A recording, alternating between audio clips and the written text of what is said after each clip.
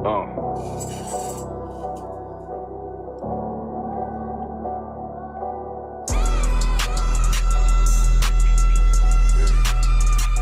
it ride real quick. Look. The city eyes. It's time to Bogart. My God, a real nigga. Cause he wasn't no flaw. Posted on the corner like a watchdog. Family secure. Got that shotty in the closet by the mob ball. Fuck what they heard. Tell them it's all true. Be cautious. That foundation voltage to fall through. They gon' fall. Look, I keep this shit 50 times 2. Ain't no more heart in this game. I'm John Q.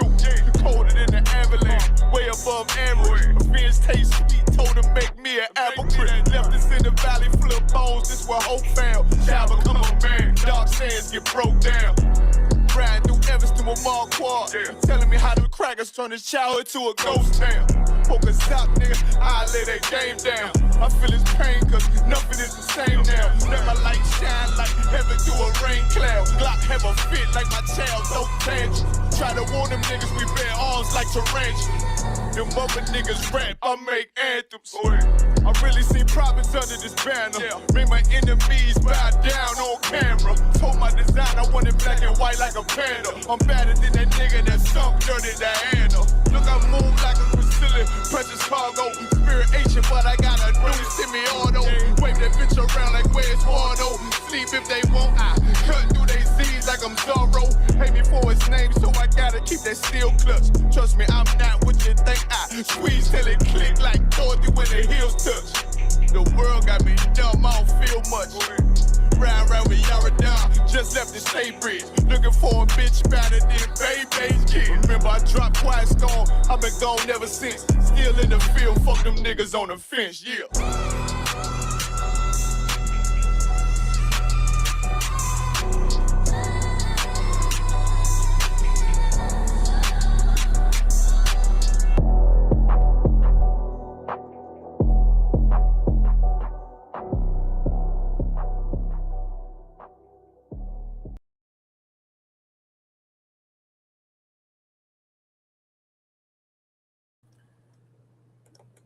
All right. Shalom, Israel. You live with the Israelite School of Universal Practical Knowledge. Priest and Captain Soccer War holding down the class live from Memphis, Tennessee. Every Tuesday, Wednesday, and Thursday, we have classes here in Memphis from 6 to 8 p.m. Central Standard Time. All you brothers and sisters tuning in, if you got family, loved ones, people you care about in the Memphis, Tennessee, and surrounding areas, get them in contact with the ISUPK. Since 1969, the Israelite School of Universal Practical Knowledge has been teaching so-called Blacks, Hispanics, and Native Indians the truth according to the Bible. What is the truth? The truth is that so-called Blacks, Hispanics, and Native Indians descend from the greatest people that have ever walked the face of the earth. The Bible identifies us as the lost 12 tribes of the nation of Israel. And in the year 2026, there's nothing more important than for God's chosen people to learn the truth of who we are, where we come from, and what our purpose is on this earth. So what we like to do with these classes is give brothers and sisters an opportunity to go into this book called the Bible to gain the knowledge, wisdom, and understanding that the Most High has put inside of this book so that we can come back to being the people that he called us to be and reclaim our righteous place on the earth as kings, priests, princesses, and daughters of Zion. With that being said, I'd like to start the class off with questions. If any brothers and sisters have questions online, type them in. Anybody have questions in the room, raise your hand. And if there are no questions, we'll go ahead and get into the topic of tonight's class. I'm getting started class a little late because I actually attended an event here in Memphis, Tennessee, at the library of some brothers that's forming together a group. They put together a library here in Memphis. An indigenous American library. They want to give a lot of the history of the native peoples that was here in Tennessee, here in Memphis specifically, and just bring awareness to how much of our history, in this land has been stripped from us. You know what I'm saying? There's a lot of information out there concerning, the identity of our people as, Gadites or Native American Indians, or they call themselves Aboriginals now. You know what I'm saying? There's a lot of information and knowledge out there about how over the years our oppressors has changed our identities. There's a lot of brothers and sisters today who identify as Black, identify as African American, but in actuality, they are native to this land. You know what I'm saying? Their ancestors was here before the white man came, before colonization. And so there's, these brothers pushing that movement, and it was some good information they was dropping. So I actually stood, stayed with them at the library till 6 and took some time afterwards, touch bases with the brothers, do a little networking, man. So that's why I'm getting started a little late. I know normally y'all see me starting about 6 o'clock, 6:10, but we a little late today just because I was at another event, networking here in the city. And it's important, man, in this time that we're in, that brothers and sisters, in the Israelite School of Universal Practical Knowledge are able to, make connections with brothers and sisters who may not, be in this, may have a movement that's not the school's movement. You feel what I'm saying? It's important in this day and time that we're living in, with all of the various ways that our oppressors trying to come down on our people, that we, establish connections and network with brothers and sisters in other communities, with the basis of us being brothers and sisters being the most important thing to understand. You young brothers, young officers out there, you're looking for work and looking for things to do in the work of the Lord. Of course, you contact your camp leader, but anytime you see little events or little things going on in your city where it'd be a good opportunity for the school to be present, it's always encouraged that you go out to those events, network with those people, let them know, hey, man, UPK is in this city. You brothers and sisters ain't alone. If y'all need some help, need some guidance, we're here for you. So that's what that was today, man. So that's why I'm getting started a little late, but we don't have any questions. Of course, you see the topic of today's class is wicked women. You understand? Wicked women. The Bible, man, gives us very clear instructions on how a man should go about choosing a woman. The Bible provides very clear instructions for sisters on what type of woman that they should endeavor to be.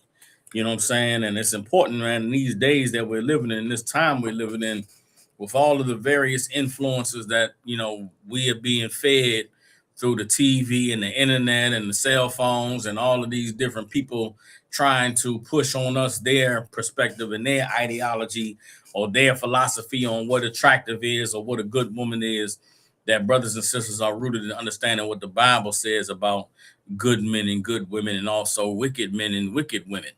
You understand? The Bible says this, man. I'm gonna get that scripture first. You understand? The Bible says that a wicked woman is given as a portion to a wicked man. And there's a lot of brothers and sisters that, end up in bad relationships. Hold on. Okay, no, this is in the Apocrypha. Let's go. We're going to go into the Apocrypha. I believe it's Ecclesiasticus 25. And we'll get that right quick. Let me go ahead and get Ecclesiasticus 25. And boom. Let me see something.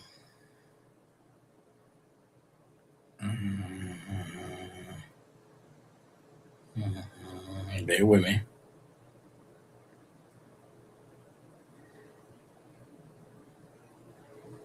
Okay, hold on.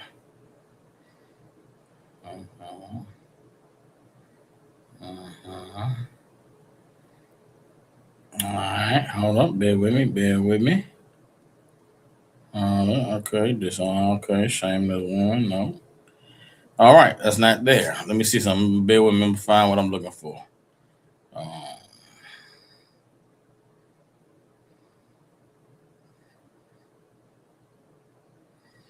right. If I search Apocrypha. Here you go. Ecclesiasticus 26 and 23. I don't know how I missed it just now. I just looked at it. This is the first scripture we'll go to is Ecclesiasticus chapter 26, verse 23. All right. Ecclesiasticus chapter 26, verse 23 says,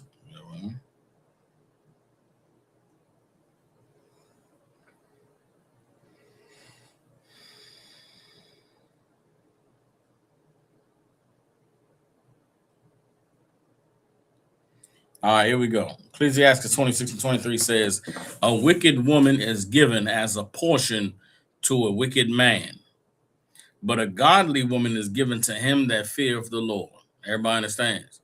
The Bible says a wicked woman is given as a portion to a wicked man, but a godly woman is given to him that fears the Lord, which means what? as a man, if you want to attract a good woman into your life, if you want to have a good wife, you must become a righteous man, because righteous men are the only ones who are given godly women. And that's important to remember for a lot of women out there who feel like, you've been a good woman your whole life and you've always done everything right, and all you've ever gotten is horrible piece of shit men.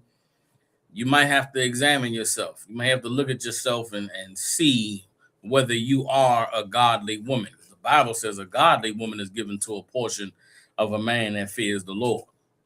You understand? In this life, in this world, righteous men find righteous women, and wicked men find wicked women, lay hold on wicked women. You understand that? Does that mean if you get, a woman, you with a wicked man, that you have to stay wicked?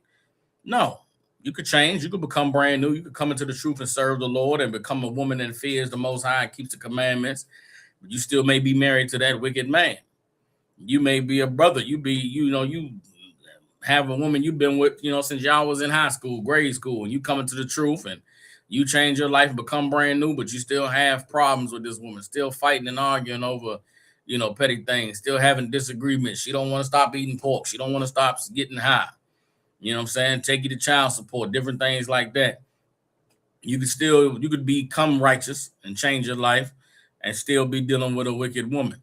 You understand? But it's important when we go to address problems and issues that we have with our spouses, that we have in our relationships, that we're careful to examine ourselves first, because inevitably, whoever you end up being with, you played a role in that, establishing that relationship and starting that relationship.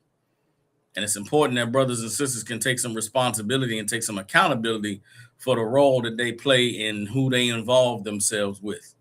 You understand? So anytime, especially in the ISUPK, man, when it comes for brothers and sisters is, get counsel and get marriage counsel and, try to mend their relationship and, bring themselves together or reclaim a spark that was lost.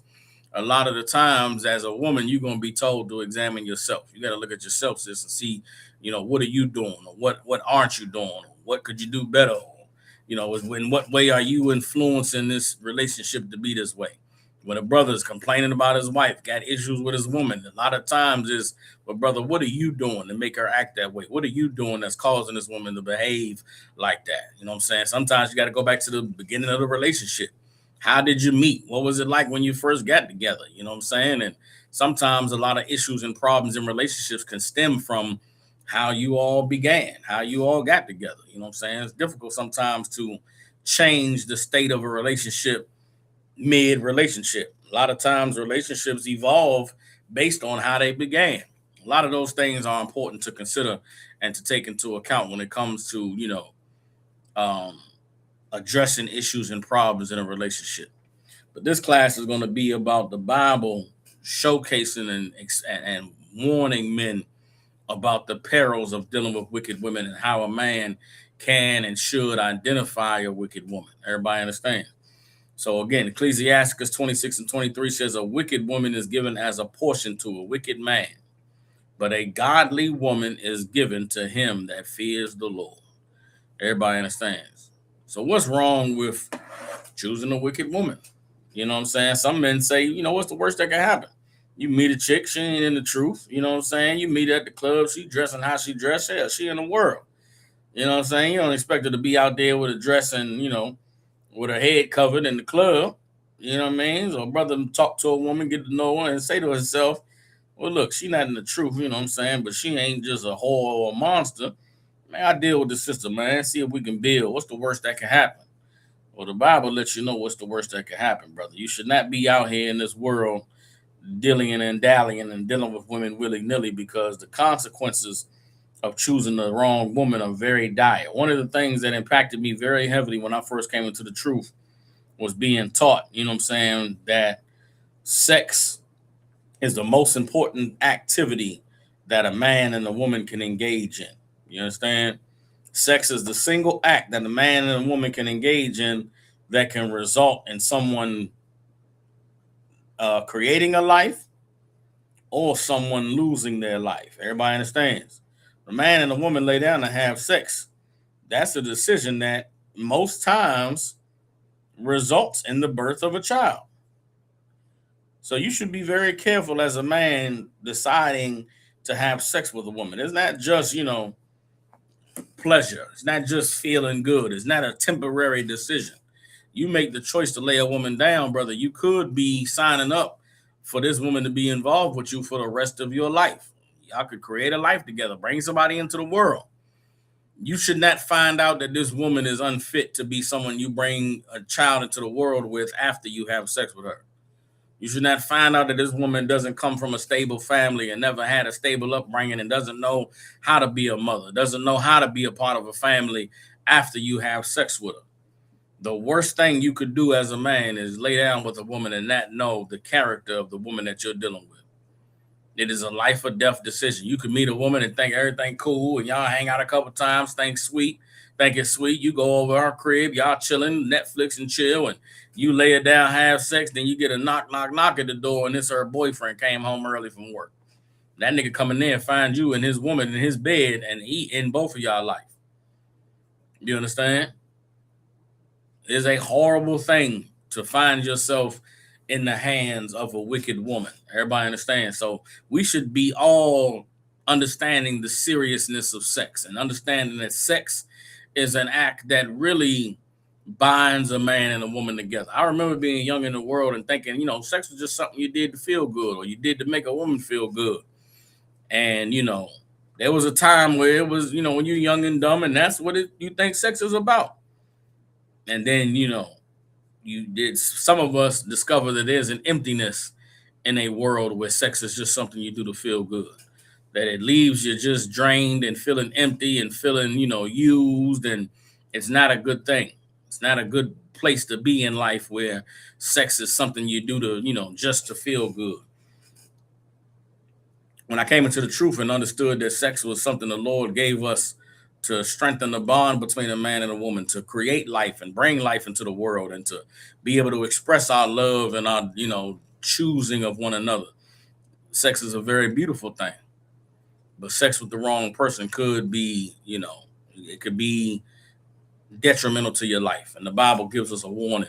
We get Ecclesiastes now. This is Ecclesiastes in between after the book of Proverbs. And it reads, Ecclesiastes 7:26 says, and I find more bitter than death. There's something that's more bitter than death. Everybody knows, you lose a loved one. Somebody you love or care about passes away. That is a very bitter experience. That's something that's horrible to go through. You lose a cousin, lose a parent, lose a brother or sister, somebody you've been down with for years, man, they gone. And you're never going to be able to get them back. And the sting of that, it leaves a sour taste in your mouth. It's bitter to lose someone, to suffer the loss of a life. But there's something that's more bitter than death. And it is the woman whose heart is snares and nets, and her hands as bands. Meaning what? There are women whose heart, meaning their mind, is set on snares and nets. What are snares and nets? Traps and pits. There's some women out here who, in their mind, all they think about is how to trap some man, how to catch some sucker, how to get them a sweet lick. And there's a lot of men out here that are suckers. There are a lot of men who present themselves to women as a sweet lick. If she could just get you to have sex with her, get you to take that condom off, get you to, put a baby inside of her. Now you stuck. You understand? If she could just get you to fall in love with her, if she can get you to just like her cooking, get used to her being around, then she could, get her vines wrapped around you and you never be able to be let go. There are women whose heart is snares and nets and their hands as bands, meaning what? Their hands are like handcuffs. Everybody know of men that have been, get with a woman and then that man get locked down. It's like being in prison. He gone for more than 2 hours. She calling his phone. She texting him, where you at? Who you with? What you doing? Where you going? That's a woman whose heart is snares and nets. That's a woman whose hands are as bands. You understand? And there's a lot of women out here especially in this day and time, that have mastered the art of trapping men.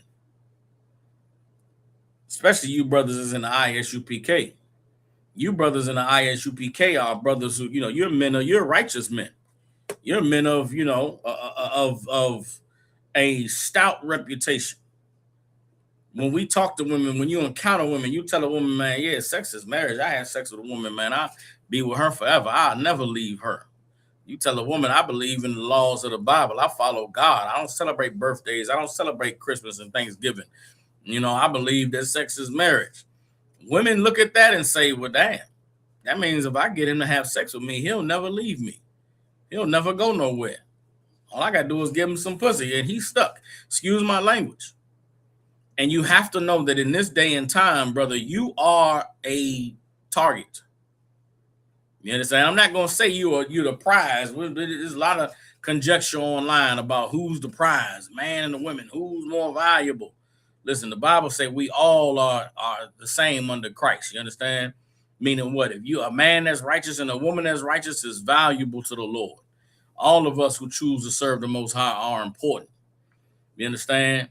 But it's equally as important as a righteous man that you find a righteous woman, because finding a wicked woman, you could fall into a trap that is more bitter than death. These brothers out here who on child support, these brothers who get married and a woman leave them and take 50%, take half of what they own, get alimony, drain their bank account. It's worse than death. And some men that would rather just, not be on this earth than to have to pay child support, than to have to go through the courts to be able to see their children. They have to be able to get visitation. You understand? There are things that a woman can do that'll ruin your life. There's some women, they get tired of the relationship or get fed up with you. They'll claim you was assaulting them. They'll claim you did things to your children that you didn't do. They'll fabricate all types of stuff, and you in court, lose your job, losing your license, wages getting garnished. You can't make a living and live a decent life because of the bad decision you made to have sex with the wrong woman. Everybody understands? Read one more time. This is Ecclesiastes 7:26. And I find more bitter than death the woman whose heart is snares and nets, and her hands as bands. Whoso pleases God shall escape from her, but the sinner shall be taken by her. Everybody understands? If you serve the Lord, if you obey the Most High, there's a chance that you can escape from a woman whose goal was to trap you. There's a chance you can escape from a woman whose goal was to lock you down and put you under her thumb. But a sinner is going to be taken by her. You understand? There are brothers who get with the wrong woman and they're not able to escape it. For a man that is in the truth and serves the Lord, what ultimately happens to him if he gets with a woman whose heart is snares and nets? If he get with a woman whose hands are as bands? You understand? A man of the Lord gets with a woman like that, guess what?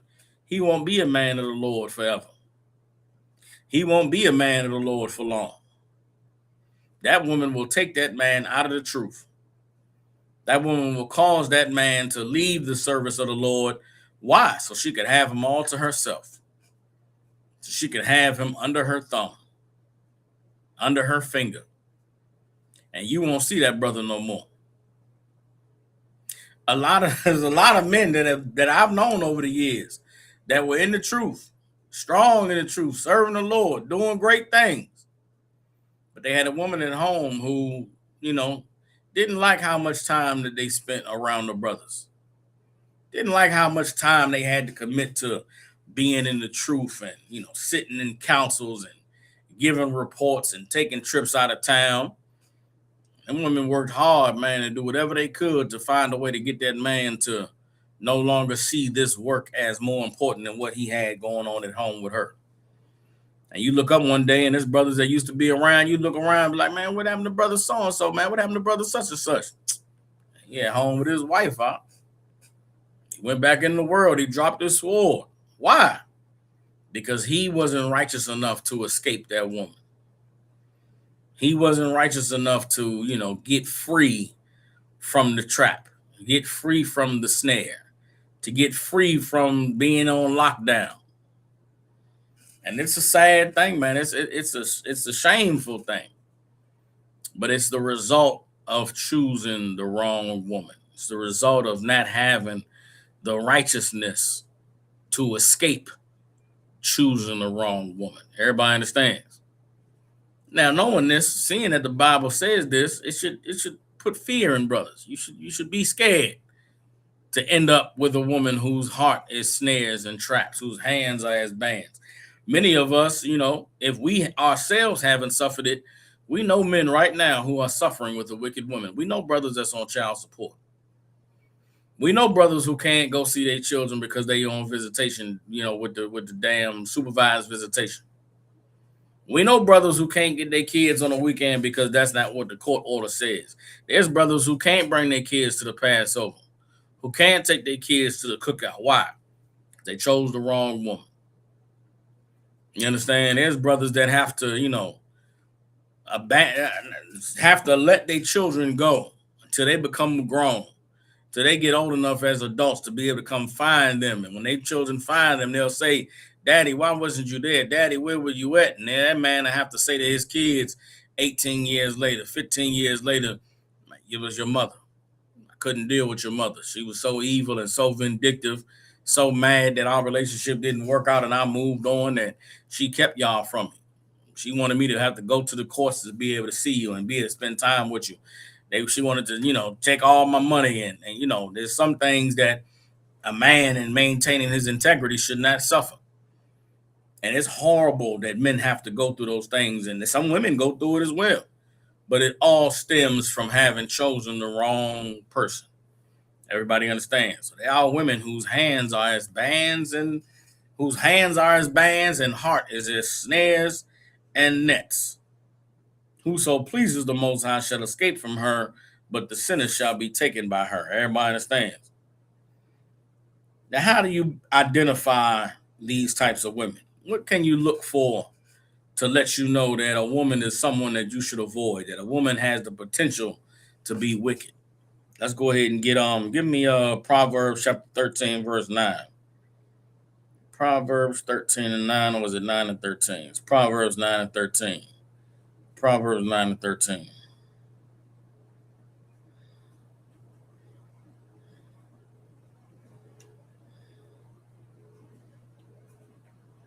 All right. This is Proverbs chapter 9, verse 13. And it says, "A foolish woman is clamorous. She is simple and knoweth nothing." What is the Bible saying? A foolish woman is clamorous. She is simple and knoweth nothing. What does it mean to be clamorous? To be clamorous means talking all the time, always speaking and never listening. You understand? Always talking and needing to get their point across and needing to be heard. A foolish woman is clamorous. A woman that always running her mouth, that's a foolish woman. That is a silly woman.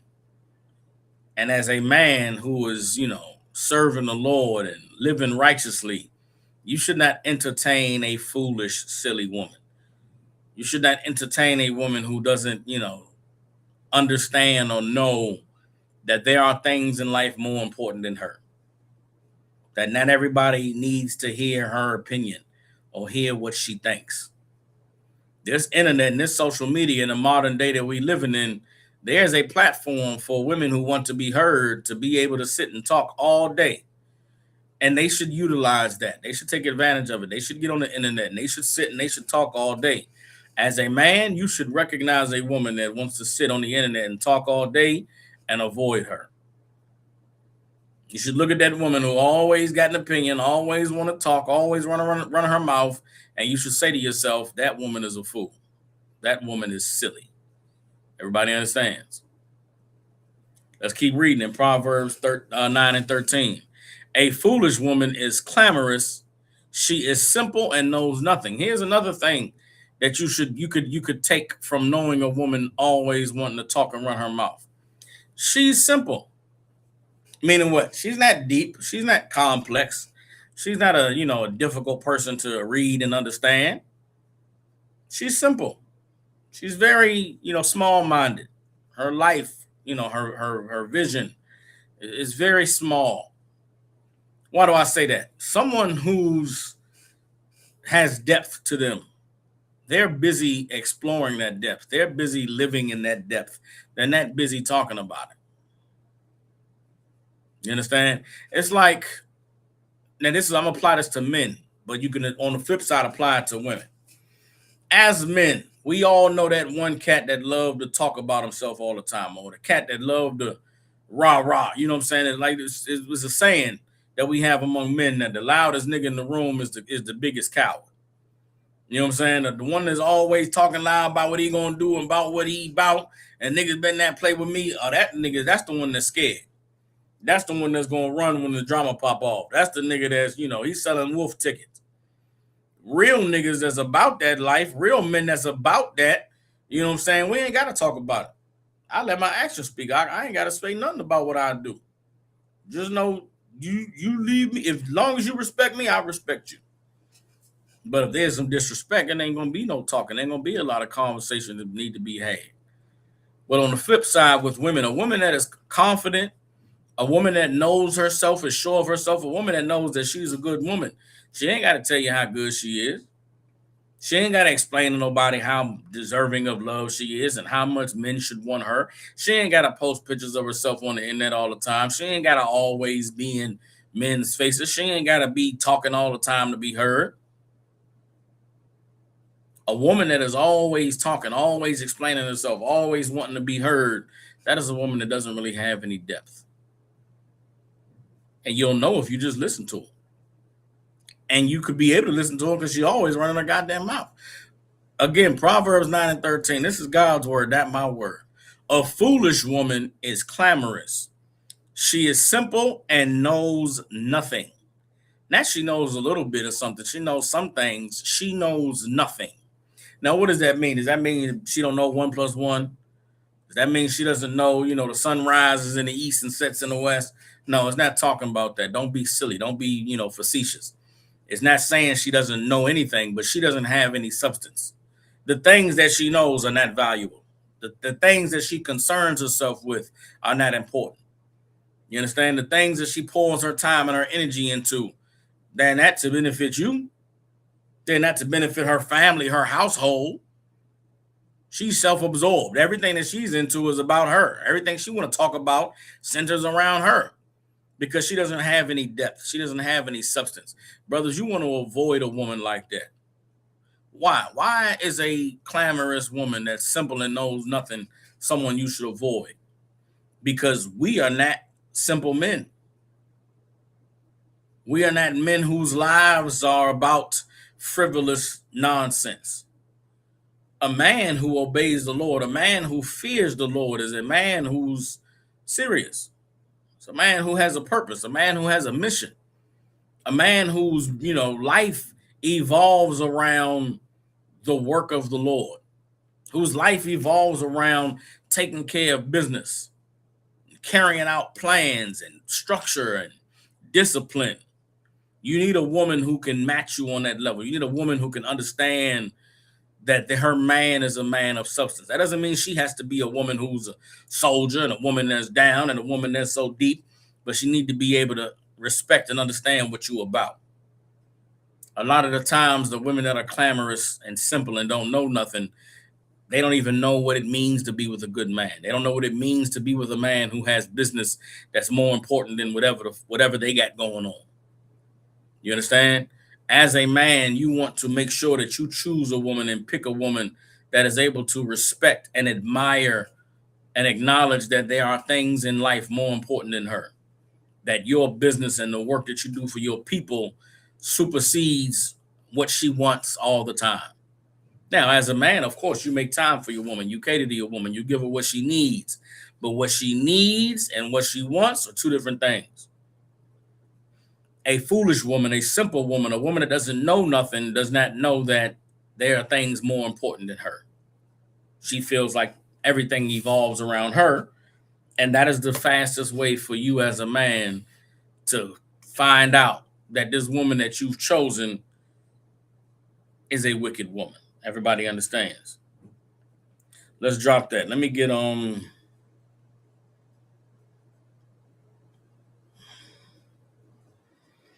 let's get Proverbs 23 and 27.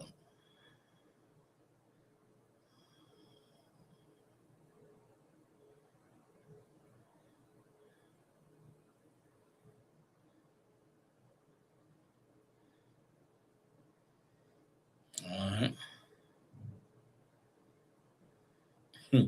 This is Proverbs 23 and 27. It says, for a whore is a deep ditch, and a strange woman is a narrow pit. Everybody understands. A whore is a deep ditch, and a strange woman is a narrow pit. The Bible is poetic, but the Bible is written by black people. When the Bible says a whore is a deep ditch, is a double meaning. It's a double entendre. Well, I don't know if that qualifies as a double entendre. That's not a double entendre. It has a manifold meaning it has two layers, right? On the surface, a whore is a deep ditch, meaning what? A deep ditch is something you don't want to fall into. You fall into it, you get injured, you get hurt. You got a wagon or today a car. Your car fall in a ditch. You can't get that car out. It's stuck. You're in a bad spot, right? You got to get a tow truck to get your car out of the ditch. You know what I'm saying? You fall in the ditch, you break your leg, whatever. It's damage falling into a deep ditch. Also, a whore is like throwing a hot dog down a hallway. You understand? She's a deep ditch in that way too. There's no bottom. You in there trying to hit the back, and there's no back. It's just an abyss. You get swallowed up. TD Jake say, swallowed up. That's a whore. A whore is a deep ditch. There's no bottom. You understand? And as a man, that's not a place you want to be. Young men, a deep ditch is not a place you want to fall into. You want to fall into a woman that it fits. You want to fall into a woman that, molds to you. You don't want to fall into a woman and there's no walls closing in. That's a bad spot. That's what you get dealing with a whore. Everybody understands a whore is a deep ditch. And a strange woman is a narrow pit. What is a narrow pit? You fall into a narrow pit, you can't climb out. You fall into a narrow pit, you stuck out. And it's a bad place. Everybody understands. The Bible warns brothers about the dangers of falling for a wicked woman, the danger of choosing a wicked woman. Everybody understands. Now we're going to go ahead and get into the Apocrypha. Let's get to the Apocrypha and get some of these scriptures on, dealing with a wicked woman. All right. Let's get some more ways of being able to identify and know that a woman is not the one that you should choose. Everybody understands. All right, let's get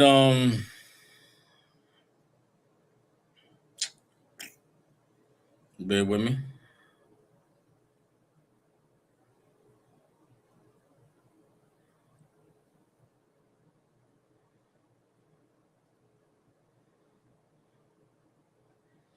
All right, let's get all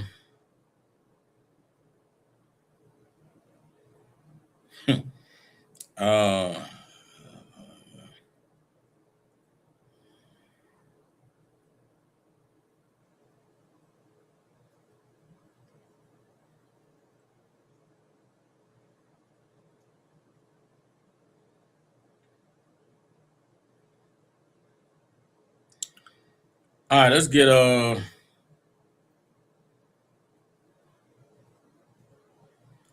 Ecclesiastes 25 and 21.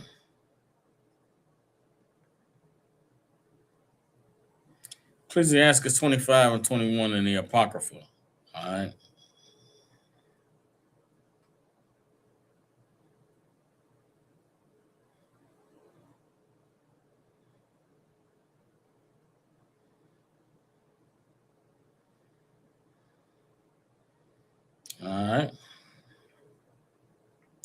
Ecclesiastes 25:21 says, "Stumble not at the beauty of a woman, and desire her not for pleasure." Everybody understand? Stumble not at the beauty of a woman, and desire her not for pleasure. What does that mean?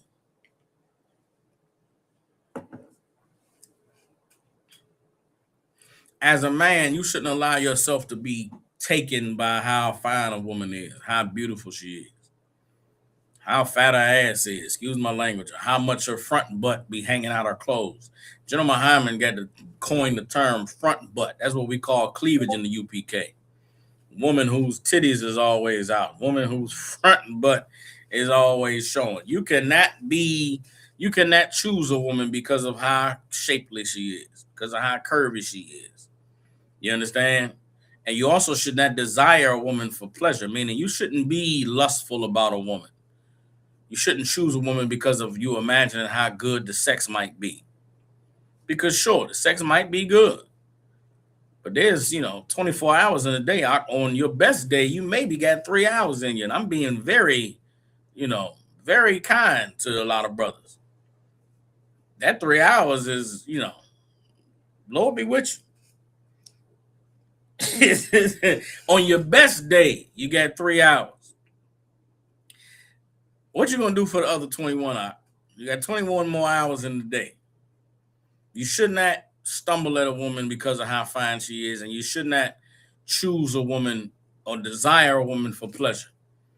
Because the pleasure of having a woman, the pleasure of sex, the pleasure is talking about sex. Sex only lasts but so long. And as a man, you should care enough about yourself. And if you don't care enough about yourself, right, to not choose a woman that you only want to have sex with, care enough about the woman. Because those of us as men who have experience with women know that sex is not it. You can't just have sex and then get up and leave all the time. You can't have sex and then clean yourself off and be rolled out. Sometimes you got to have the pleasure, then lay there and hold her and embrace and talk and, have a conversation, or hell, go to sleep. You got a woman, you don't even know her. You don't even know her, don't like her conversation. You don't even care what she's talking about. She talk all the goddamn time. You just, yeah, for real. Oh, damn, that's crazy. Just enough to be able to have sex with her. You don't even like talking to this woman. You don't like how much she run her goddamn mouth. But because of how fat her behind is, or how much her front butt be poking out, all you thinking about is just relieving yourself. And then you relieve yourself and you got an excuse, or you ready to leave. That's not fair to that system, man. The women who run their mouth too much, who are unbearable to be around, who are self-centered and want attention all the time, the women who you only want to have sex with and then wash yourself in the sink and leave, those women should just be left alone. Those women shouldn't be getting dealt with by brothers, and then brothers not being men in their lives, not being honorable men in their lives.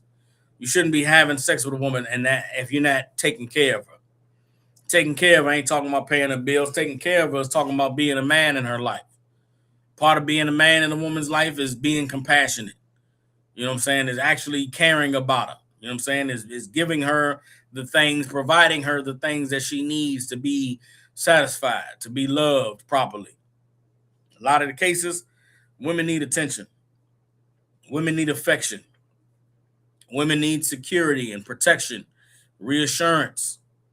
They need leadership and guidance. And a lot of times, in order to be the man in a woman's life, it's necessary that you actually like her. It's necessary that you actually care about what she got to say out of her mouth sometimes. And so what does that mean? That means your interest and your preference of this woman should go above and beyond what her body could do for you, how she could pleasure you, how good she looks, in with her clothes on or with her clothes off. As a man, it's very important that you take time, man, to get to know a woman, because forever is a long time. And there's 24 hours in a day.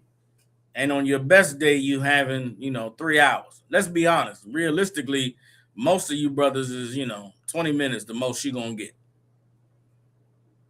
So goddamn, There's a whole 23 hours and 20. There's 23 hours and 40 minutes left in the day. What you gonna do?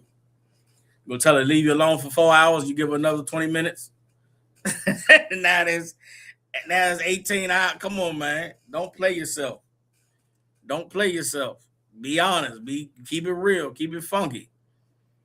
These women deserve a man who actually likes them. They deserve a man who actually wants to have conversations with them, actually wants to hear what they got to say, wants to, be involved in the things they got going on.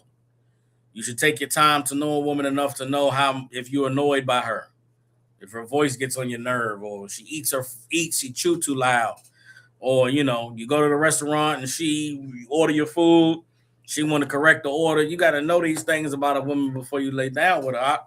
A lot of the times you're not obeying what the scriptures say. You're choosing a woman, you stumbling at her beauty. Damn, man, she's so fine. I can't let this one slide by. Nigga, why not? You meet a woman and she fine and she on you, you get her number. You should be saying to yourself, well, damn, I got that one. I maybe could get another one. A lot of brothers, you so scared and so insecure. You meet a fine woman, you think this is the last fine woman on the planet. You think you got to go all out for this fine woman because surely there ain't no more fine women in life. You a clown, you a fool.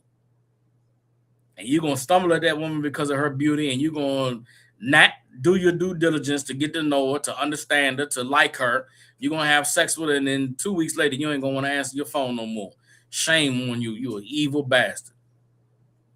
Because you could have just left that woman alone. You're going to not get to know her, know how emotional she get, know how unstable she can be sometimes. And she on her cycle and she emotional and need to be held and need to be told she's pretty and need to be told how much you love her. You understand? And then you didn't take time to find these things out. Now you annoyed 2 months into the relationship. You tired because she's so clingy and so needy. Well, why didn't you know that before you had sex with her? You were so concerned about how fine she was. You were so you were so driven by desiring how much she could pleasure you and please you in the bedroom. That ain't gonna last, Doc. That ain't gonna last. And once you dry that up, you stuck. Now you find yourself in Ecclesiastes 7:26. Why? Because you as a man didn't take time to do the due diligence to make sure that this was a woman that was worth choosing, to make sure that this was the right woman for you. You understand? Sister Kazakwana says, should these things be addressed in the courting stage? Absolutely. Everything should be addressed in the courting stage. When a man and a woman are talking to one another, you need to know each other thoroughly before you decide to think about having sex. Like, sex should be the last thing that you're thinking about when it comes to choosing someone. As a man, you court a woman, you should show that woman all the worst qualities of you. Don't just do it. You court a woman, you should let her know, listen, the purpose of this time that we in now was for us to know each other inside and out, for us to be able to determine if we are compatible with one another to do forever together. And I don't want there to be nothing that you don't know about me. I don't want there to be nothing that I don't know about you before we make a decision to be together forever. The fact we courting, you already know I like you. I think you pretty. I knock you down. That's not even need to be discussed. If we courting, yes, I will take you through there. I will do the job. So if we both know there's an attraction, we both know that there's a physical component to us deciding to get to know one another. Well, now that we're courting, let's actually get to know each other. We have forever to have sex. We have forever for them 3 hours every day. So we ain't even got to worry about that part. If we actually like each other, that's going to be the icing on the cake. But if we don't actually like each other, there's a chance that the sex could be bad. Imagine, committing to forever with somebody whose sex is bad and you don't like their conversation. You don't like being around them. You don't like hanging out. You understand? Contrary to popular belief, not every woman has good sex. I'm going to be straight up with you. I know a lot of times women, I know there's a lot of men that ain't got good sex neither. I know there's a lot of niggas that's leaving y'all unsatisfied and undesired. Lord be with you. So I know women go through it. But I'm talking to the men right now. Brothers, there are some women who their vagina they ain't hitting on nothing. Sex is not good. They don't, they're not willing to learn to do things the way you like it. They're not willing to adjust and adapt. They real sensitive and ouchie, ooh, I don't want it. And you got to suffer through it. You got to deal with it. Now imagine you got a woman that, sex ain't good and you don't like her. Well, goddamn. You got a woman that don't want to serve you when you want to be served, and she like to talk about a bunch of nothing all the time that you got to listen to.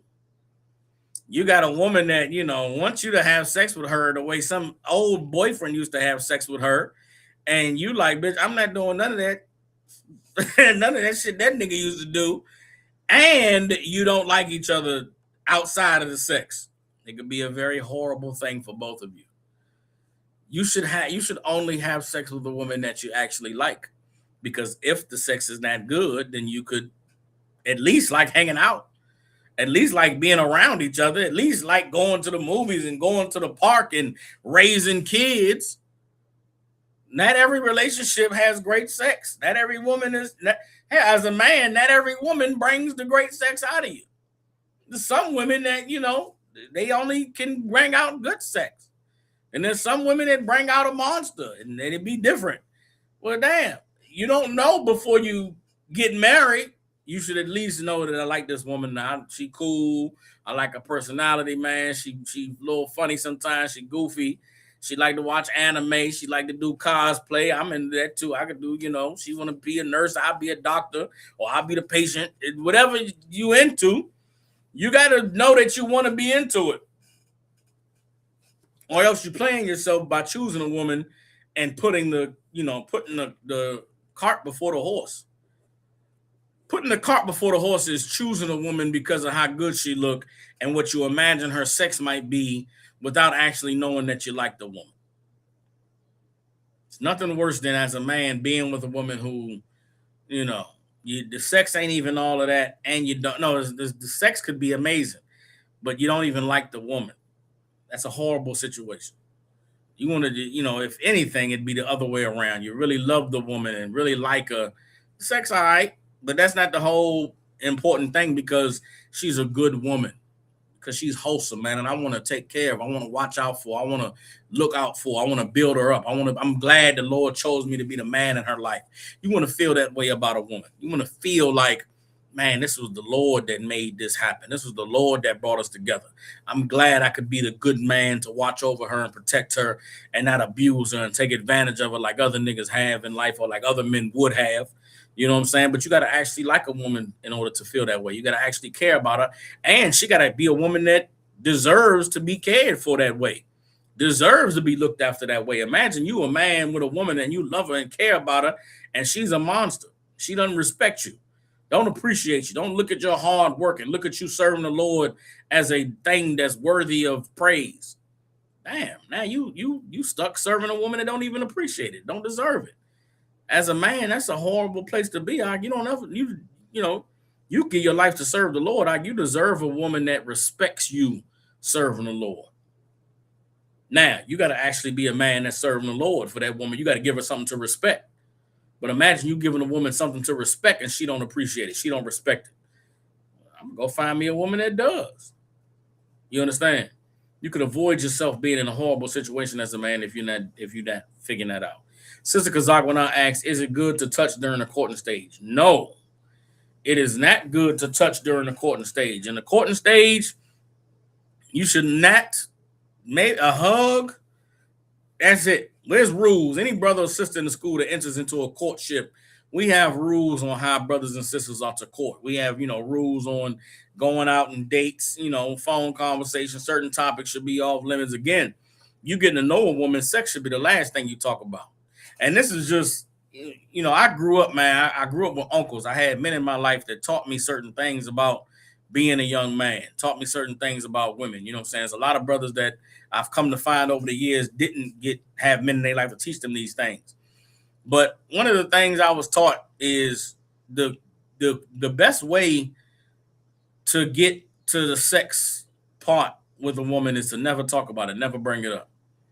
Like a woman should feel like sex is the last thing on your mind because it gives her a comfortability. It helps relax her. It eases her. Men, you should look at when you meet a woman. You should look at this woman. If she beautiful, she fine. If she nice, she got a good personality. You should think to yourself, men have been trying to have sex with her every day of her life since she was, 18. In reality, in this world we live in, since she was 12. Men have been trying to have sex with this woman since she was 12. So she's encountered a lot of different ways that men approach trying to put their penis inside of her. The one thing that's rare that she encounters is a man who's not even talking about it, not even acting like sex is important. That makes her relax and say, well, damn, he's really asking, he's getting to know me. He's asking questions. I want to know what I like and how I feel about this and how I think about that. Damn, he ain't even say no freaky shit. He ain't even bring up sex. He ain't even say nothing slick. Damn, he really is like me. He's getting to know me. He's asking interesting questions. That's going to make her want to have sex with you. And it is a it's a dual purpose. You asking the questions that's important to really get to know her and to understand her. And also you're making her want to have sex with you because you're not bringing up having sex. That's the fastest way to get it. You want a woman to really, want to give it to you, you got to get inside of her mind, man. Get inside her head. Find out how she think. Find out what make her tick. You know what I'm saying? And be purposeful about it. You talk during the courting stage as a man, you courting a woman, don't just be asking shit just to be asking it. Don't just be passing the time by. Really get to know her. Really get to understand her. Really find out what make her tick. Find out about her past and her past, how she grew up with her mom and her dad's relationship. You know what I'm saying? Was her parents together? Did she watch her mother have a bunch of boyfriends? Did she ever experience domestic violence? How does she feel about, abortion or about, breaking up and not leaving each other? How does she feel if things aren't working? Does she have good conflict resolution? You know what I'm saying? Is she the type to shut down when she has a problem, or is she able to express herself without being overly emotional? Can she, is she the type of woman that can understand logic, or does she only operate on emotion? And then at the same time, you asking her these questions and learning these things, she's gonna ask you and want to learn about you, and you should be honest, and you should tell her, hey man, I grew up, it was just my mother. I didn't ever really see my father and mother interact. I never really saw a man and a woman in love and going through the things that a man and a woman go through in a relationship. You should really be honest about, I've never really had a woman to be down with me all the way. You know what I'm saying? I've had women like me because I had money, or like me because I could dress well, but it's rare that I meet a woman that really get to know me and understand me and value me for the things that I want to be valued for. As a man, you should be transparent with a woman you court. You should be vulnerable a little bit and give her some insight into who you are, so she can really see if that's the type of man she want to be with, or if you can find out if she don't have a soft spot for a man like you. You don't want to hide those things. You don't want to, hide the real. You a lover boy at heart. You want to, hug and kiss and buy flowers and chocolates, but you acting like, yeah, I don't care. I might want you, might not. No, don't do that. Don't front, nigga. If you a lover boy, show her, let her know. I mean, I'm a soldier for the Lord, man. I'm hardcore, but on some real shit, man. I just want to rub your feet, man, rub your back, and just whisper sweet nothings all day. I'm really sensitive, and I'm really affectionate. You know what I'm saying? I want to be held. I like holding hands, and rub my thumb in your palm of your hand. Whatever goofy little shit y'all like to do. You should be honest with a woman, man. Be vulnerable. Be transparent. And find out if that woman can appreciate it or not. Don't, you in a relationship, you having sex with a woman, making children, and you can't even be, honest. You can't even tell her how you really feel about things. It's not a good look out. You know what I'm saying? Sister Shawba said, how can a brother find out in the courting stage if the woman may be a wicked woman? Is there any signs? Well, that's an excellent question. Yes, there are a lot of signs that a man can see during the courting stage that'll let him know if a woman is a wicked woman. Now let's go ahead and get into some of these. Now, of course, you could look into whether or not a woman is interested in the truth. You know what I'm saying? Meaning, most women you meet, they in the world, or if they in the school, you talking to a woman, she in the school. Of course, she's keeping the law, statutes, and commandments. She's obeying the scriptures, and she don't smoke, she don't eat pork, don't eat crabs, don't celebrate Christmas. That's cool. You know what I'm saying? But you want to dive into deeper than that. As a man, you want to explore, who is this woman desire to be? What does she think love is? What does love look like to her? What does she what does she think it would take? What does she need, or what does she require in order to see herself being with a man forever? You know what I mean? What does the rest of her life with a man look like? Is she the type of woman that wants to be, go to sleep to you every night and wake up to you every day? Is she the kind of woman that'll be heartbroken if you decided to get another wife, or if she wasn't able to see you every day? If y'all would have children, is she going to be okay with working a job? You know what I'm saying? And the kids going to daycare. Does she have a good support system that can help out with the children, help out with the family if y'all were to start one? You want to find all those things out during the courting stage. You want to have honest, difficult conversations about all of these things when you're getting to know someone, and you want to be able to gauge a woman's reaction, gauge her response. For me, as a man, if I'm courting a woman, I would have a lot of phone conversations. I wouldn't have a lot of text conversations. I need to be able to hear your reaction. I need to be able to hear your response. If there's silence after a question, that's going to tell me something. If well, I don't know. That'll a woman that's indecisive, a woman that doesn't really know, a woman that I'm not sure. You want to know these things before you lay her down. You don't want to wait till after you had sex with her and put her down through there, and now you find out that she ain't got no idea. She can't decide what she want to eat. She can't decide if she should wear this dress or that dress, or put on makeup or not put on makeup. You need to find these things out before you lay her down.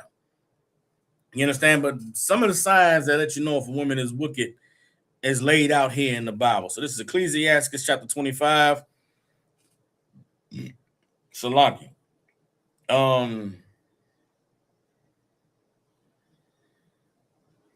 Hold on.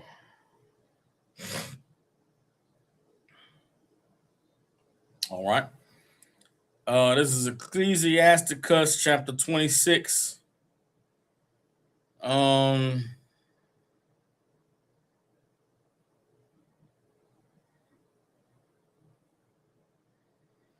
This is Ecclesiasticus chapter 26, verse 9. Ecclesiasticus 26 and 9 says, hold on. Ecclesiasticus 26 and 9. And it reads, the whoredom of a woman may be known in her haughty looks and eyelids. Everybody understands. The whoredom of a woman may be known in her haughty looks and eyelids. What are haughty looks? What is a haughty look? Haughty. Let's look up the definition of the word haughty. All right. And her haughty looks. The word haughty means blatantly and disdainfully proud, having or showing an attitude of superiority and contempt for people or things perceived to be inferior. So what is a haughty look? A haughty look is a bad bitch that thinks she better than everybody, that I'm killing this shit, and don't touch me, or you beneath me, don't look at me, or don't touch me. A bitch that thinks she the shit has a haughty look. That's a bitch that should be ignored. She should not be acknowledged. You understand? How do you diminish the haughtiness in a woman? By not giving her attention, by not acknowledging her. Yeah, bitch, you pretty, so what, ho? We ain't, as men in the truth, we should not be men who are impressed because a bitch is pretty. A woman should feel goofy for trying to lead with how bad she is. You fine, that's what's up. What else, bitch? Who cares? I see you fine. Yeah, I see you. Your ass is fat. I see the front butt. You squeeze into that little ass dress you got on. Okay, cool. What else?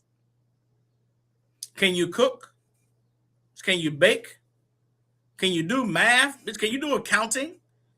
You should find out that a woman has some substance to her.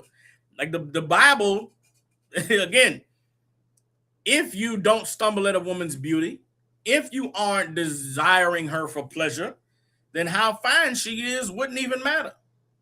Women like Cardi B, these women in Hollywood women, they fine, they look good. So what, bitch? Who cares? That's how men should treat them type of women.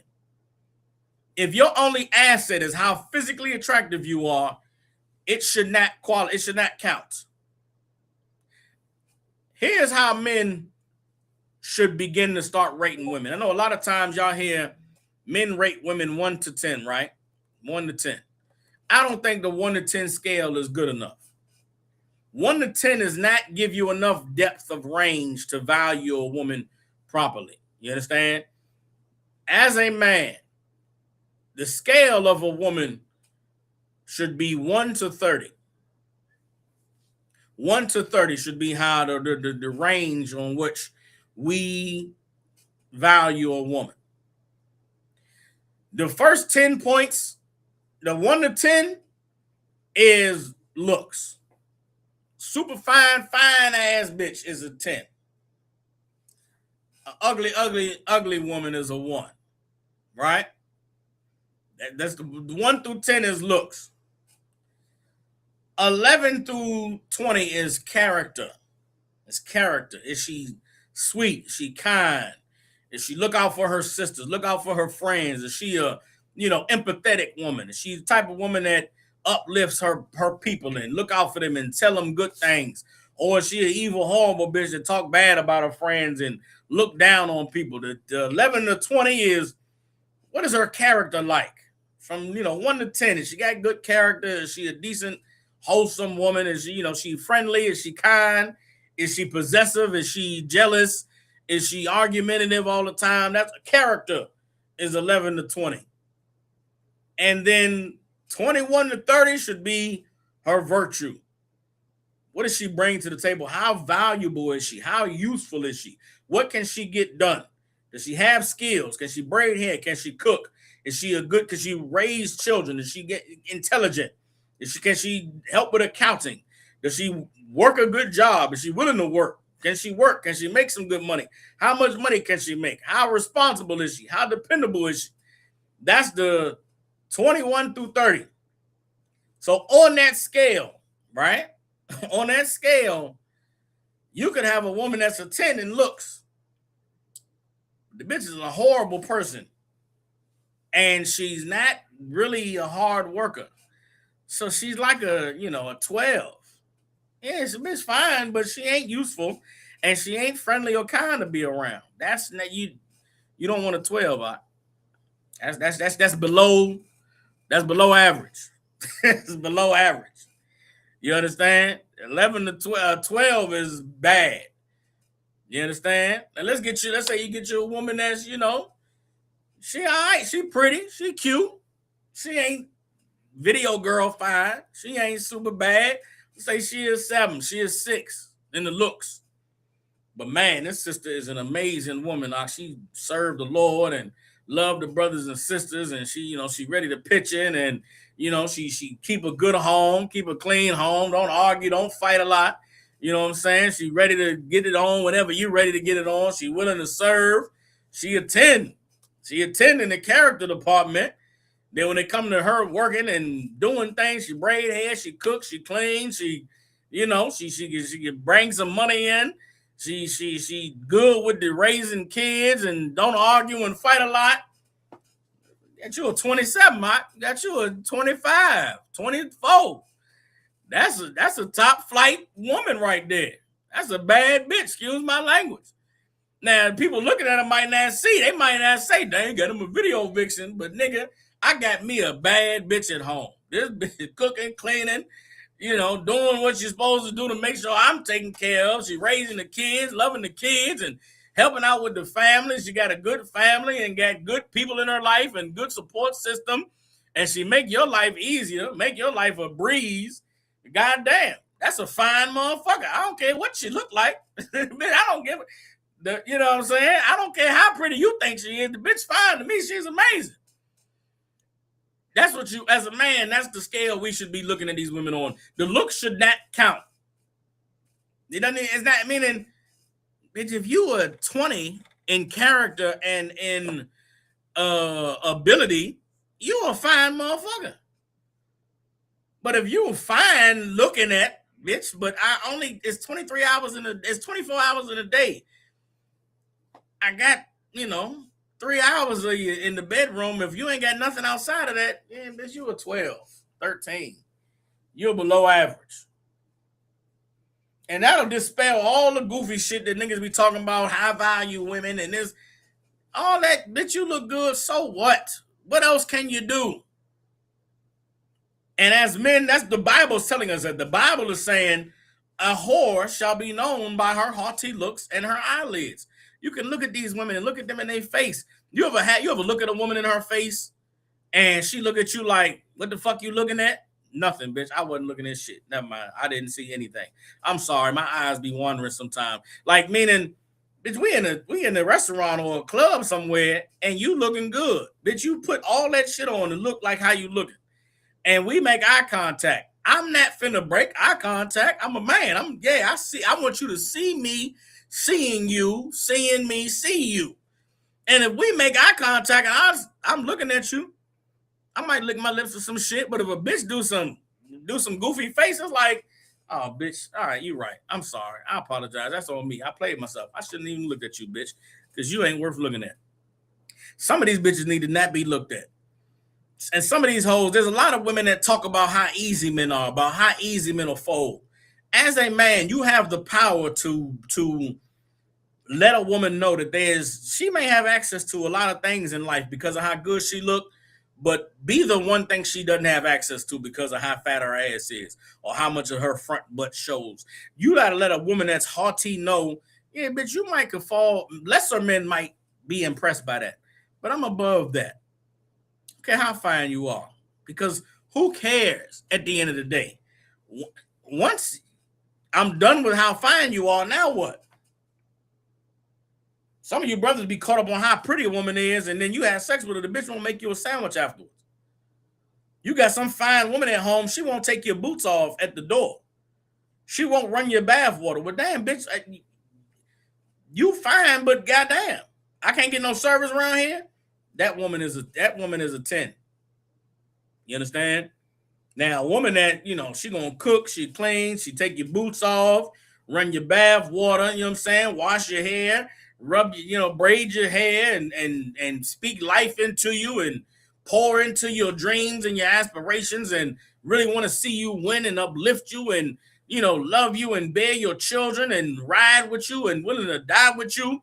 Man, that woman is a 30, y'all. Because her character and her ability make her finer than the fine bitch. And that's the Bible tells us that.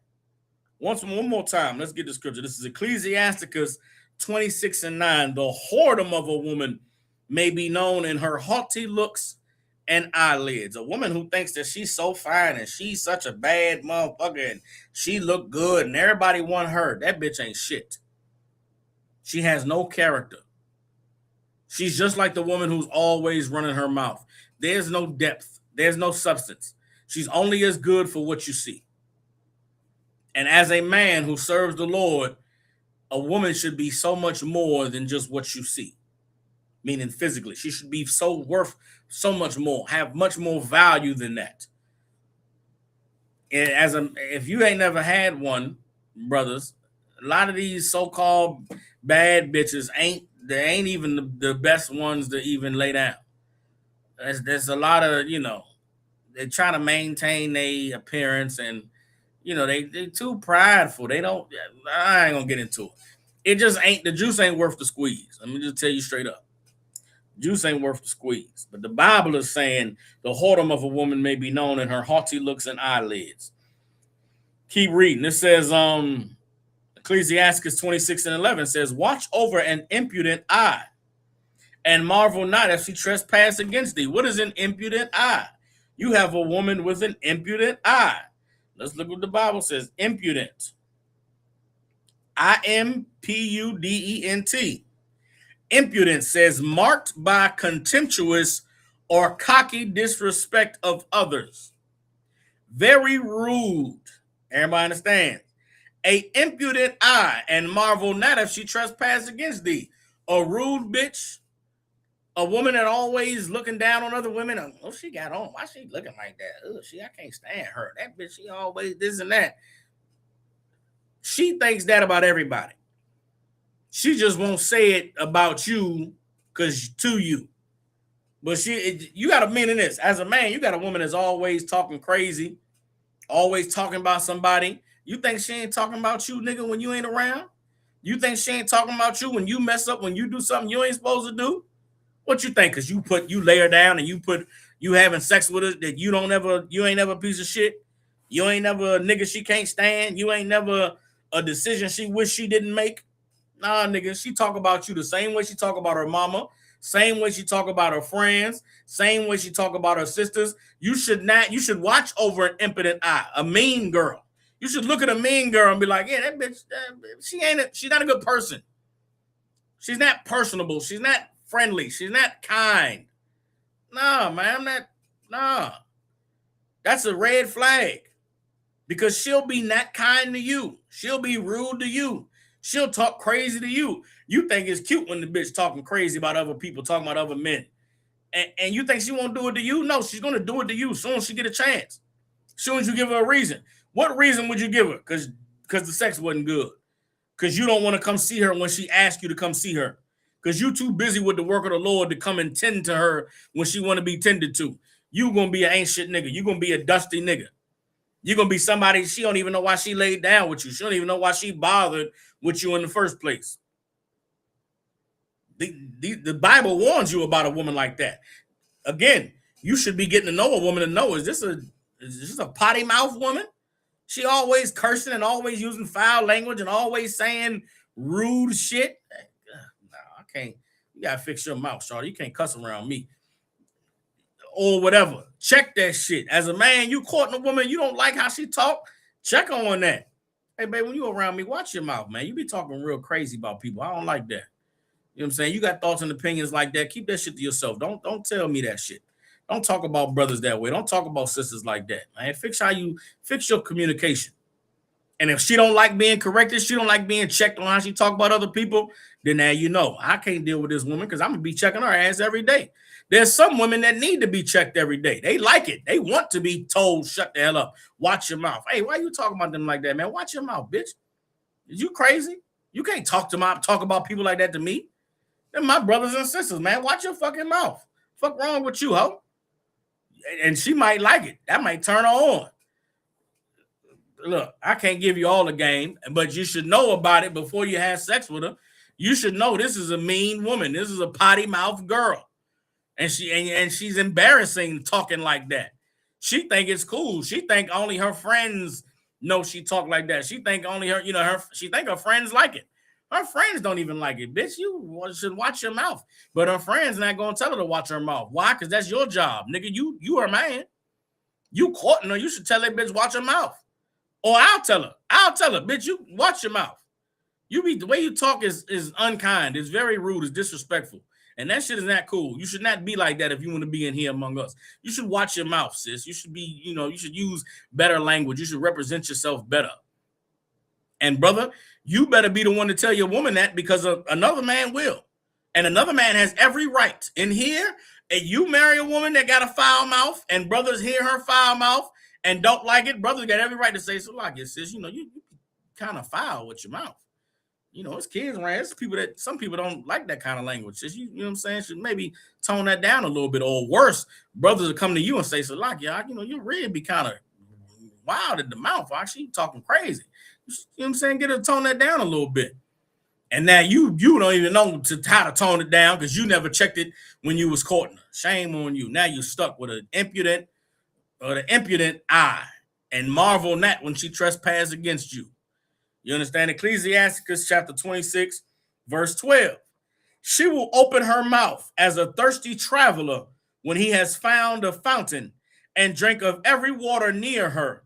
By every hedge will she sit down and open her quiver against every arrow. Now the Bible is using poetic language to describe a rude, loudmouth bitch as opening her mouth for every penis and opening her legs to receive every arrow.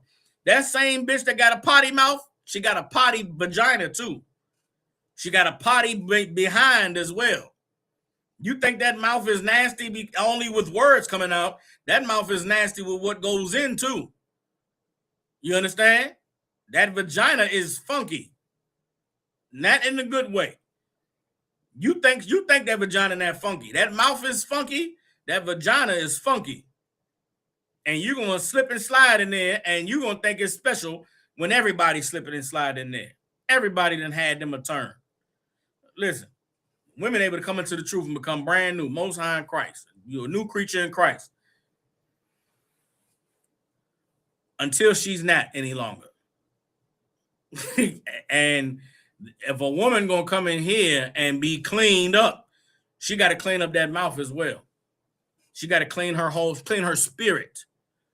Again, 1 to 30, 1 to 10 looks, 11 to 20 is her character, 21 to 30 is,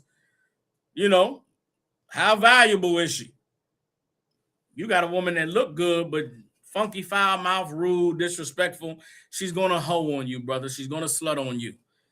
She's gonna be talking rude to the nigga whose rod she put in her mouth while you gone to the cookout. She gonna be talking rude about you to the nigga who's blowing her back out when you texting her good morning from your other wife's house. It all resonates. It's all tied in. Everybody understands. Let's keep reading. But let's drop that. Let's get see something.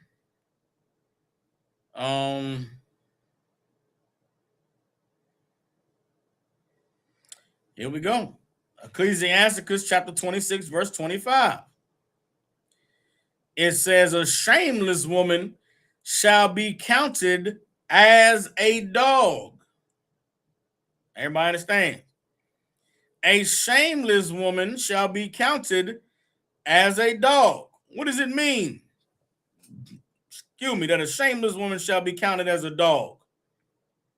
What do we call female dogs? Bitch. A shameless woman is a bitch, should be counted as a bitch. What is a shameless woman? A woman that, she do what she want to do. She grown. Can't nobody tell me what to do. Can't nobody change me. I am who I am, and I like being who I am. All right, bitch. That's why nobody wants you. That's why nobody will have you. Because you just a proud bitch that don't want to change. Okay, don't sweat. You ain't got to change. You ain't got to do nothing different. Just remain who you are. That's cool.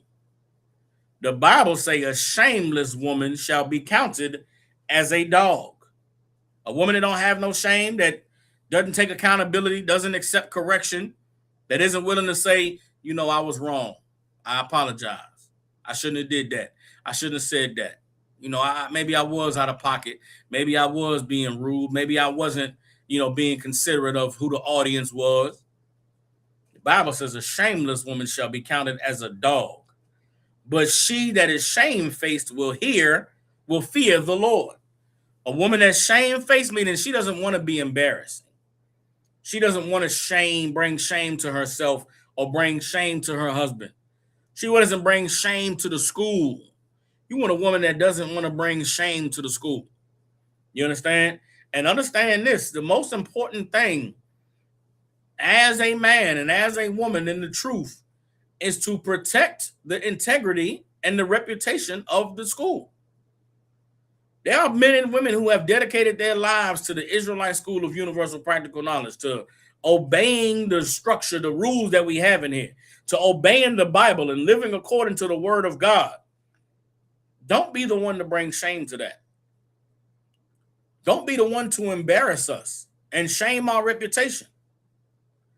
Don't be the man who has a woman who's a bitch and a monster. Don't be the woman that's not like all the other women in the ISUPK.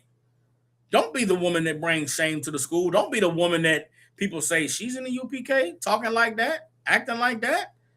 I thought they sisters was more, was more dainty. Their women was more, chaste and more put together. I thought their sisters were a little bit more, kind and sweet. That's how you want to be. You don't ever bring shame to this place. And brothers, that go for you too. You listen, you go out here, you meeting women in the world and you want to have sex with them. brother, you better be a righteous man about it. You understand? You deal with a woman, you better be honorable about it and be able to answer for it. Because we not answering for your bullshit. We ain't gonna have to be answering for why you did this and why you did that. It's gonna be said that brother operated outside of the rules of the school. That brother did things that go against what we teach. And there's a lot of shit I be hearing about that's not what we teach. There's a lot of shit niggas be doing that ain't what we teaching here. So when it happens and we like, we don't know where that shit came from, it ain't come from us. There's a lot of stuff I hear on the internet. That shit ain't come from us. You understand? There was a time in my life I had a woman who, for whatever reason, bitches loved telling her what horrible things they was dealing with.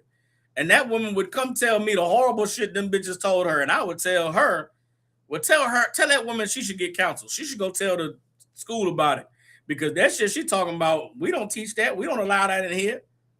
And you know what? A lot of the times, them women would not go to get counsel, which meant to me, that bitch was just lying, saying shit to my woman to make my woman look at the school sideways, trying to cause drama in my home. That's another thing as a brother.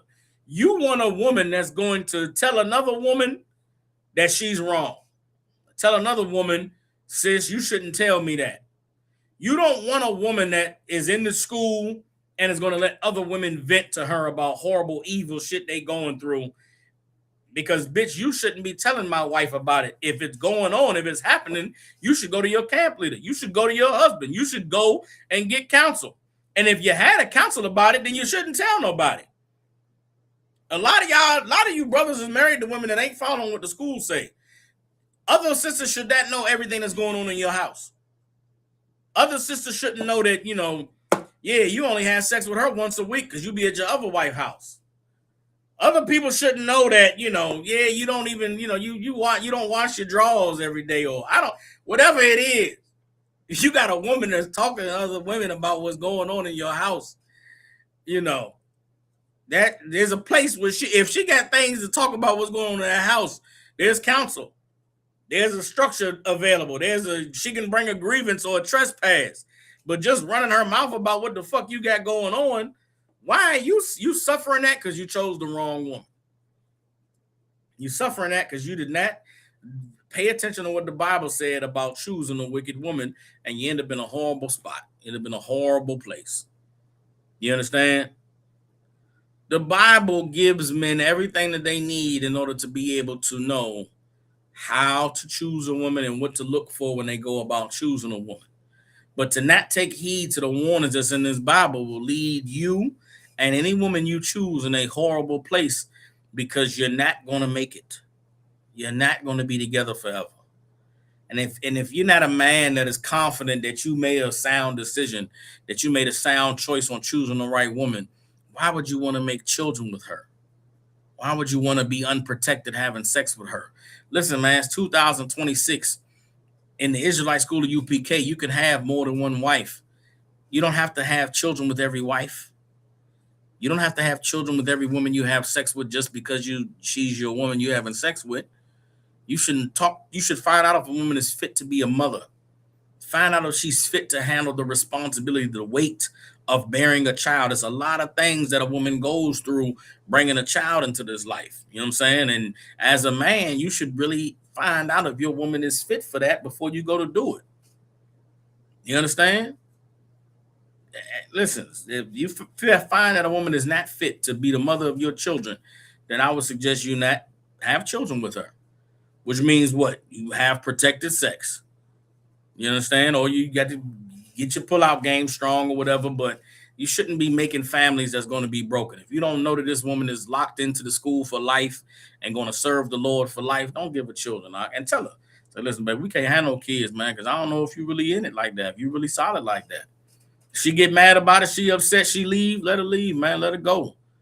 You understand? Save yourself. You understand? There's sometimes in life, nobody going to look out for you like you're going to look out for yourself. And when it comes to sex, when it comes to building a family, when it comes to relationships, as a man, you got to protect yourself. As a woman, sisters, the same thing.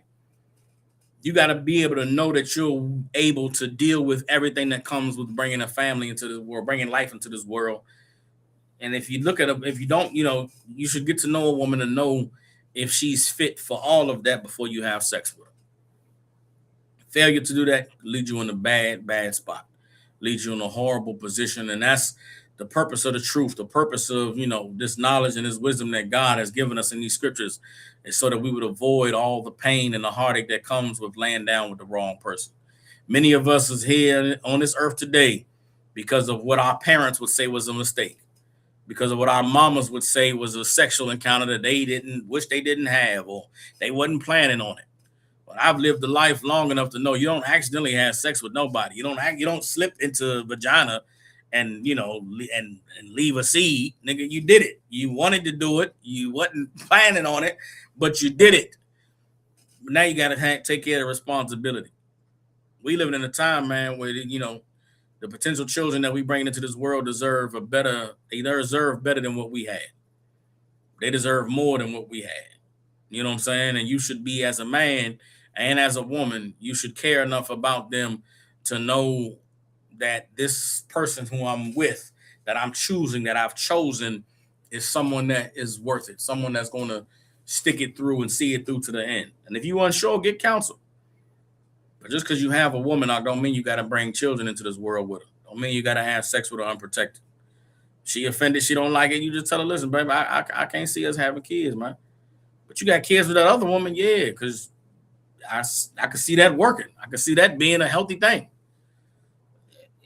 You got to be able to, have healthy boundaries, you know what I'm saying, if there's a need for those boundaries. But all of that only comes with being very purposeful in your actions. And again, sex is the most important thing that a man and a woman can do together. It is the one act that can create life. It can also be the cause for you to lose your life. Sex should not be something that we take lightly. Choosing someone to be with for the rest of our lives should not be something that we take lightly. And so, brothers, be cautious, be careful, be aware that there are wicked women out here. But the Bible says that a wicked woman is given portion to a wicked man. So you better examine yourself. Make sure that you are righteous and you're doing everything right and serving the Lord the way you're supposed to, so that you can avoid landing into the trap of a wicked woman. And with that, we're the Israelite School of Universal Practical Knowledge out of 1 West 125th Street in Harlem, New York. Since 1969, we've been teaching so-called Blacks, Hispanics, and Native Indians the truth according to the Bible. What is the truth? The truth is that so-called Blacks, Hispanics, and Native Indians descend from the greatest people that have ever walked the face of the earth. The Bible identifies us as the lost 12 tribes of the nation of Israel. In the year 2026, there's nothing more important than for God's chosen people to learn the truth of who we are, where we come from, and what our purpose is on this earth. With that, brothers and sisters tuning in, if you got family, loved ones, people you care about in the Memphis, Tennessee, and surrounding areas, get them in contact with the Israelite School of Universal Practical Knowledge. I'll see y'all for class tomorrow, 6 p.m.